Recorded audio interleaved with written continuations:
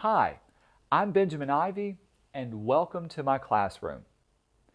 Over the next couple of weeks, I'm going to be your instructor for this online digital illustration class.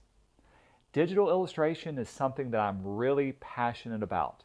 I love to do it in both my personal and professional artwork. And over the next couple of weeks, you're going to be learning a lot of different tools and techniques that you can use within your own creative career.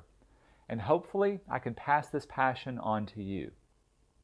Now, before we get started, I want to introduce you to how this class is structured and set up. If you haven't done so already, have a look at our class's Moodle page. Right now, it's divided into two different sections. The first section deals with an introduction to how this class is structured.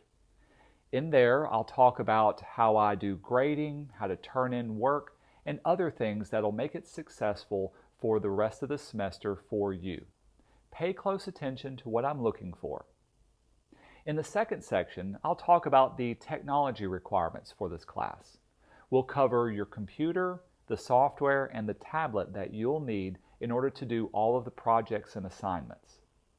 Also, while you're there, go ahead and download a copy of the class's syllabus and the addendum to the syllabus so that you understand all of the topics and requirements for this class.